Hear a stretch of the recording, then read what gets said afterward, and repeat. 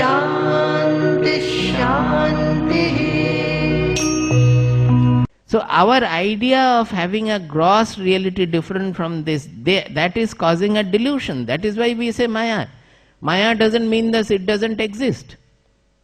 It exists as it is, but we have to understand that they are all a manifestation in the consciousness. Just like the dream sankalpa, the moment the sankalpa comes, we even cannot say the moment the sankalpa comes, the material is produced. It is together. You think of good apples, the apples are there. Before you think, the apples are there. It is simultaneous, and you eat the apple and the dream hunger is satiated also. It works in the dream. Like that, it is not individual dream. It's a cosmic dream of the consciousness. It's a cosmic dream. But not exactly as individual dream is depending on our mind, body, etc. It is not that. Our mind, body, our idea of the brain, everything is an idea in this consciousness, sankalpa in this consciousness. It's a cosmic sankalpa that the whole universe is appearing to be. There is no cause at all. It is not related by cause and effect chain. That they will exemplify further in the next verse, giving several examples. Because as I said, that in this verse they will speak the entire truth. And then, because it is difficult to conceive of, they will come down to a primary level and give one after another example to help us to conceive. But I am trying to give you the idea right in this, so that the other things become easy. So he says that tad avyayam yad bhuta yonim. So this is a source of the universe, where although the whole universe, so many galaxies are produced, so many galaxies are destroyed, nothing happens to the consciousness at all. It remains as it was. Or as it was saying also is wrong, because there is no time there. It is beyond time, beyond space, beyond materiality. The whole play is going on. This is the concept of Maya. Maya does not mean that one day you fine morning you get up and you see the whole world is not there. No. When you see the world is not there, you also will not be there to say that the world is not there. Say in Samadhi, when the world vanishes, your body-mind personality also vanishes there. It is part of the world. We have a lot of misconceptions. Our body, mind, personality, brain, everything is a product of the universe. In Samadhi, when the world vanishes, the body, mind, personality is also not there. You don't see that the world has vanished. So Maya does not mean that at all. Maya means the whole universe is written on consciousness, which we know that consciousness, but we don't know in its essence. When we come to know in its essence, then every perception will tell us the truth. That is why Upanishad says, Pratibodha viditam matam amritatvam hi bindate. When do we become immortal? When we know this revealer, this truth, this consciousness, this Atma, this Paramatma or Brahman, in every perception. Whether it is external perception, the table, or the internal perception of a thought or emotion. It is all a play in the consciousness. When we are aware of that, then there is no mortality anymore. So this is what the dhiraha paripashyanti. It is not singular, it is plural. All those who become dhiraha. By what? In the previous verse they said, athapara yaya tad aksharam adhigamyate. When he knows the aksharam, he attains that, actualizes that, then this is his world picture. This is what he sees. Tad avyayam yad bhuta yonim paripashyanti dhiraha. Yathornanabhisrijate grinhate cha.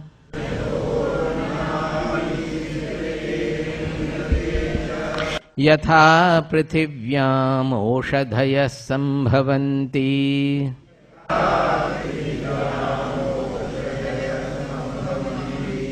Together. Yathornanabhisrijate grinhate cha.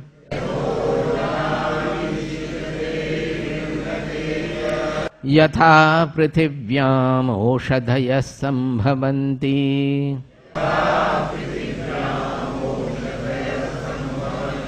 Yatha satah purushat keshalomani.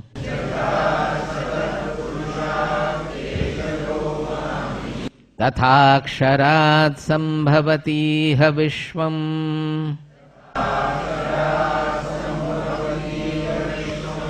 See, as I said, he has come down to the primary level to take our imagination to this non-causal srishti. It is called sahaja srishti. Sahaja means it is there, it is natural, it is spontaneous. There is no effort involved anywhere. So he has given here 3 examples, illustrations. Then says, Tatha aksharat iha vishvam sambhavati. Akshara, how is it that akshara, unchanging cause, is creating such a changeful, huge changeful destruction, creation, etc., such a universe it is creating? He says, like that, this changeful universe is coming out of the akshara truth, which is unchanging substratum. It is wrong to call it cause. On this unchanging substratum, unchanging reality, the whole changeful universe is appearing to be like this. What are the 3 illustrations? First he has taken yathorna nabhi srijate grinhate cha. As a spider, it creates the cobweb taking some material from its own abdomen. It creates and sometimes eats up also. So it says that there is no extra material that it is using, as in the dual concept of Prakriti, Purusha, etc. Purusha is taking the Prakriti and creating the world. It is not like that.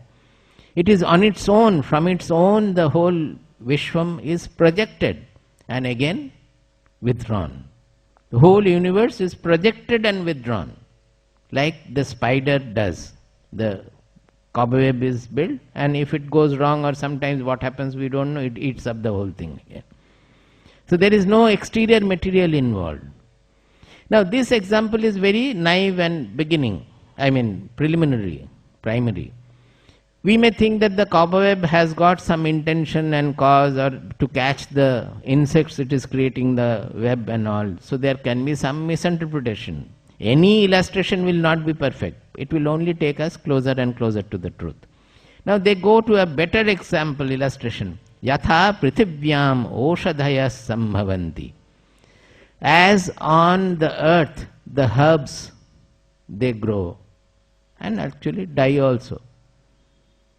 Now these herbs are living beings, but they are growing on the inert earth. So where from did life come?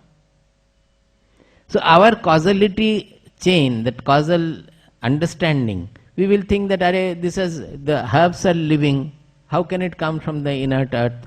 Yes, it comes, it just happens. There is no causal relation there. It means only that the life in some rudimentary form, some concealed form is hidden in the inert earth also. Otherwise, where from life will come? But another important indication here is, it happens just naturally. There is no effort on the part of the earth that I will now generate some of the plants or the herbs. It just comes out. It gets destroyed also and it just comes out. It's the sahaja srishti. Naturally, spontaneously it is happening. No effort is involved. The third one he says, yatha satah purushat keshalomani. Just the reverse of it.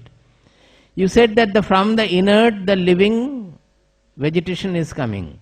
Now he says, from the living man, the hairs are coming out. The hairs are inert. They don't have life on their own. You cut them off, nothing happens. So, from the living being, the hairs which are inert, they are coming out. And from the inert earth, the living vegetation is coming out. In both the cases, it is sahaja. For the hair to come out, we don't have to put effort that, oh, it is not coming out today, let me pull a little, nothing. It just simply comes out. Even if you shave them off also, there is nothing. It again comes out in its own manner. So these 3 examples, they are saying, Tatha aksharat sambhavati iha vishwam. Like that, from that akshara truth, this kshara world is coming. Akshara, consciousness, kshara, vishwa, the material universe is coming in. In that process, there is no effort involved. no intention of God also is involved. Just like in dream, our sankalpas. For dream, do you have any particular sankalpa? It just happens. You don't know. Many things bizarre things may happen in the dream also. It just comes out, and whatever comes out, you see, you feel, you are completely perceiving the dream there. Like that, the whole universe is playing in its own manner. Only human beings are trying to look for a cause. What is the purpose of life? What is the purpose of life? Everybody will ask. The purpose of the life is to know that there is no purpose at all. That is the only purpose. When we realize that there is no purpose, we become sahaja, we become easy. That is why they say a knower becomes like a child. The child does not look for purpose. It plays, sometimes cries, sometimes just like that, smiles also, laughs also. Just simple, easy. That is the ultimate state of sahaja. Then it comes to give us some idea of the Srishti. Tapasa chiyate brahma tato annam abhijayate. Tapasa chiyate brahma tato annam abhijayate. Annat prano manas satyam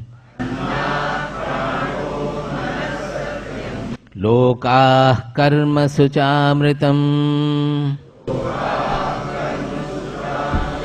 He is giving the whole sequence how we are caught in this world of causality and activity, kartritva, bhoktritva, I did this, I did that, he is wrong, I am right, all this huge samsara, samsarati iti, samyak sarati iti samsara. This worldliness, how we are caught from this sahaja, uniform srishti. He says, tapasa chiyate brahma. That chiyate is a very special word, which means some sort of swelling. If you want to understand, you can say that in dream, when the dream is produced in our consciousness, it is the meaning of chiyate. There is no particular sankalpa involved, cheshta involved, effort involved. But the consciousness which was not dreaming in sleep, in deep sleep, suddenly starts dreaming. That means it is producing a world. See, if you say just swelling, you will again think of the material swelling. Is it not so? Chiyate means swelling. But in the consciousness, that kind of material swelling does not have a meaning. If you understand the real meaning, it is just as in dream, from the sleep when there is no world, nothing at all, nirguna. From there suddenly the dream world manifests. So it is a swelling in that sense. The whole universe is projected. That is also an universe, in infinite universe, in dream also, whatever we are seeing. It's an infinite universe projected. So it's a swelling. So he says that it is the austerity of the Brahman, the consciousness. Austerity means tapas. Now why are they calling it austerity? Because it is the austerity in the highest sense. The creation is also an austerity. It will come to the next verse. It will say that yasya jnanamayam tapaha. What is this austerity? It is not standing on one leg or fasting for one week or doing meditation or anything like that. The whole austerity is made of knowledge. Jnanamayam. There is nothing else. No body involved, no mind involved, nothing. The knowledge alone, the consciousness alone. That means how will the consciousness project the whole world? There is nothing else. No duality at all. Do you get? There is no other thing which we will use for the, even if you think of the dream, you will think that the mind had the thought, so dream was produced by that thought. In this case there is nothing, there was no mind at all. It is just an austerity in the consciousness. That austerity is made of knowledge alone. Yasya jnanamayam tapaha. And the ultimate austerity for us is also jnanamayam tapaha. When we want to remain anchored in this identity, in this truth, and constantly remain anchored there. It is through the knowledge that we do. Through knowledge the creation takes place, we are trapped in the world, and through knowledge we again get back to that also, the reverse austerity. So for a knower, the austerity is always to remain in the awareness of Brahman. For him there is no other austerity. No other discipline necessary for him. His discipline is not for a moment even he should slip from the awareness of his real identity or the anchor in the real identity. So he says, tapasa chiyate brahma, tato annam abhijayate. Generally annam means the food. But what is the real food, the abstract food for our subject? Is it not objectivity? First of all, we have to understand that ahara or food or annam is not just the material annam we take. Whatever we see with the eyes is annam. Whatever we hear sound with the ears is annam. Everything is annam. So for the subject, ourself, subject personality, what is the annam? The entire objectivity is annam. That objectivity involves our thought, emotion also. That is the annam for our subject. Is it not so? So it is the first, by the tapas of the Brahman or the consciousness, when it swells, objectivity is born, not differentiated object. There is no fragmentation come in. Simple, the subject-object division has come in as an objectivity is projected without getting fragmented. The fragmentation comes later. Annat prano manaha satyam. From this objectivity, what we call the life forces, pranaha. When the life forces are there, it creates the mind. Mind is a later product. It's not in the beginning. So the sankalpa of the mind will be generated when the mind is created after that only. So this tapas is in the consciousness directly. Annat prano manas satyam. Then comes the truth as we see, the existence. When the mind has come, that mind projects the world according to our indriyas and all. The world we see is colored by our own sense organs. Suppose we had instead of 5, 8 sense organs, the world would have been different. Suppose we had a penetrating vision where I can see the ultraviolet and the infrared. All people will look different. Suppose our vision becomes microscopic, then will you look as you are looking like? Everything will be different. So the whole satyam as it is for us, the existence is projected by the mind along with the senses and other created that. That is the fragmented existence. Lokaha, that means this world.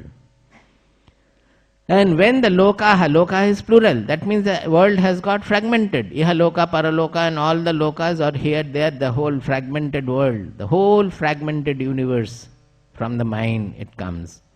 Then karmasu cha amritam. This amritam, why? It is infinite, it is never ending entanglement in the karma and karma phala. That whatever we are doing, we are producing something that is creating a further balance, we are doing something. The whole chain of doing something and enjoying, that is the kartritva, bhoktritva, bhava in a nutshell. That is created from that lokaha, that constant bondage in the chain of activity and enjoyment and doership and enjoyership that comes out of that. This is the creation chain. Now if we have to go back, then from the karmasu cha amritam, that we are entangled in the worldly karma, from there you get back to the unified loka, to that, the mind, that whole world is actually appearing in the mind as we were trying in the beginning. The whole world, the fragmented world is actually in the mind. So is there really fragmentation? The colors and all they are made of mind, made of consciousness. So the whole fragmentation, these Srishti chains, these models are given so that we can walk back and reach the truth. Otherwise they don't have any significance. They are giving a model so that you can walk back. So from the fragmented universe to the unified universe you get back to your mind where the whole universe is projected. From there you get back to the entire objectivity. Then as I said in meditation, this objectivity becomes a problem for you because you always want to see the self as an object. So you have to withdraw that objectivity like the spider does. Withdraw this effort to always know the self, or this is an objectivity coming in. I want to discover the self. That means we want to discover the self as an object, which it is not. You will not be successful. So this objectivity has to be completely withdrawn there. When you withdraw the objectivity, the annam here, then you become the knowledge, you become the self. You understand, it's not just philosophy. We have to walk back, trace back our degeneration and regenerate what we are finally. Yas sarvajna sarvavid yasya jnanamayam tapaha tasmadetad brahmanama rupamannam cha jayate. He says, Yah sarvajnaha sarvavid. The both apparently meaning same, sarvajnaha sarvavid. Why they have used two? When they are using sarvajnaha, jnaha is our revealing. That jnaha, we are actually jnas swarupaha, it is said. Jnah mane? It's the revelation that is taking place, the consciousness in us. So sarvajnaha means who is the revealer of everything, who reveals everything, sarvajnaha, who reveals everything. The knowledge, all the knowledge is provided from that. Sarvavit means he knows everything in detail, because everything is in the consciousness only. So he knows the essence of everything. And sarvajnaha means that is the revealer. When they are saying sarvajnaha, we should understand that it is not speaking about somebody else. The whole revelation of the external universe as well as the internal world of thoughts and emotions are revealed by that consciousness. That sarvajnaha is within us. Yasya jnanamayam tapaha. His tapas, in the earlier verse they said tapas, tapasachiyate brahman. Here he is saying that tapas is made of knowledge alone. It is only the knowledge. Why?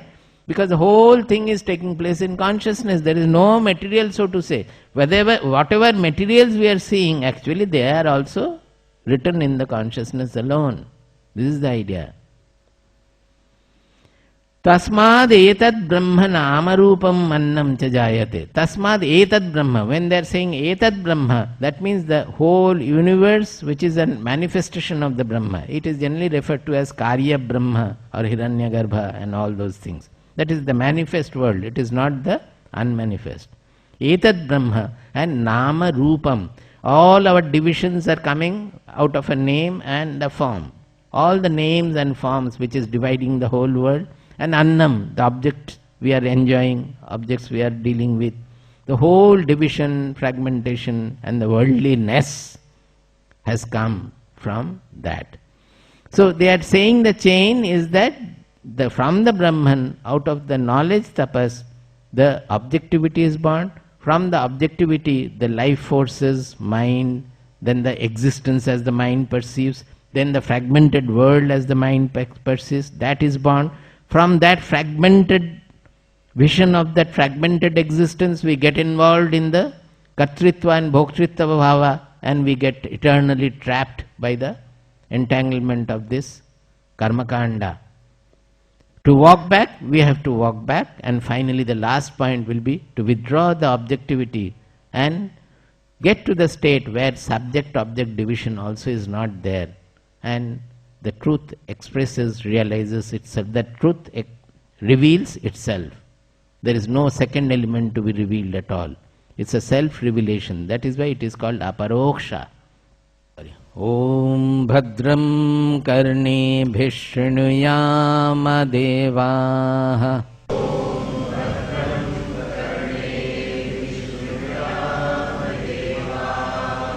Bhadram pashyemakshabhiryajatraha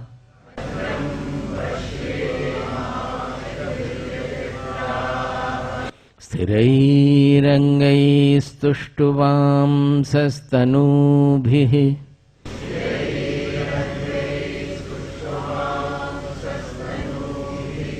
Vyashema devahitam yadayuhu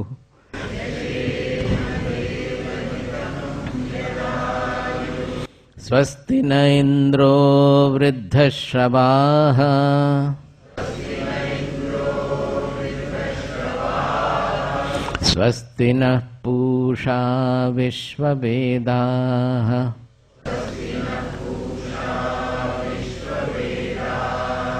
Swasti nastakshorishtanemihi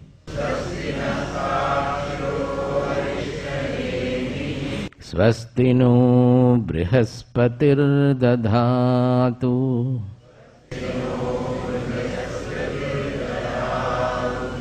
Om Shanti Shanti Shanti